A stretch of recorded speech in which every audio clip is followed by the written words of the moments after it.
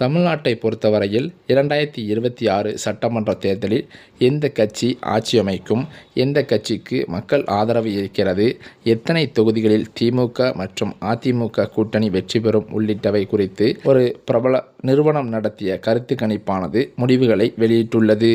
2026 சட்டமன்ற தேர்தல் தொடர்பாக ஒரு பிரபல நிறுவனம் சார்பில் கருத்து கணிப்பு நடைபெற்றதாம்.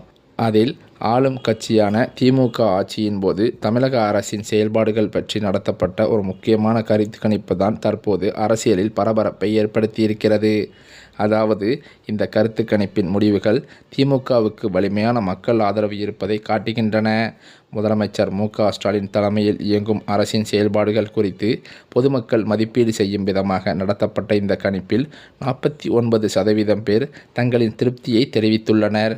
இது திமுக அரசு செயல்பாடுகளுக்கான பரந்த ஆதரவை பிரதிபலிக்கிறது என்றே சொல்லலாம். மேலும் 17% பேர் ஓரளவு திருப்தி என்று பதிலளித்துள்ளனர். இது சில துறைகளில் முன்னேற்றம் இருந்தாலும் இன்னும் சில துறைகள் மேம்பட வேண்டிய தேவை இருப்பதையும் காட்டி வருகிறது. முக்கியமாக பார்த்தால் 34% பேர் ஆட்சியில் அதிருப்தி உள்ளதாக தெரிவித்துள்ளனர்.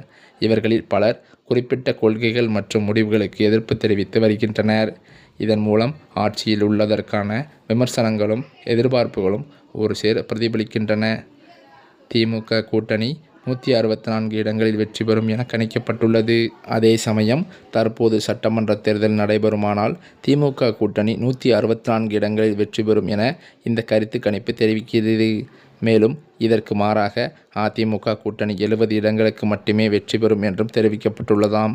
மொத்தம் 21,150 பேரிடம் இந்த கருத்து கணிப்பு நடத்தப்பட்டதாக சொல்லப்படுகிறது. கடந்த 2019 மற்றும் 2024 மக்களவைத் தேர்தல்களில் திமுகவின் வெற்றியை முன்பே கணித்த அதே அமைப்பே இந்த கருத்து கணிப்பையும் நடத்தியுள்ளதும் குறிப்பிடத்தக்கது. இந்த முடிவுகள் மாநில அரசியலில் திமுகவின் உறுதியான நிலையை உறுதி செய்கின்றன.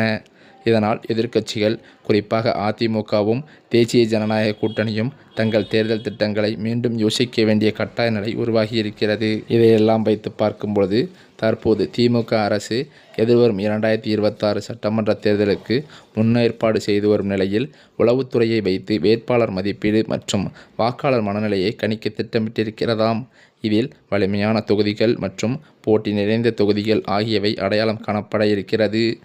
இந்த நிலையில் வெளிவந்த பல கருத்து கணிப்புகளில் திமுகவே பல வெற்றிகளை காணும் என்று சர்வே ரிப்போர்ட் வெளிவந்து ஒட்டுமொத்த திமுகவிற்கும் கொண்டாட்டத்தை ஏற்படுத்தியிருக்கிறது. இந்த தகவல் எதிர்க்கட்சிகளை பதட்டமடைய வைத்துள்ளது என்றே சொல்லலாம்.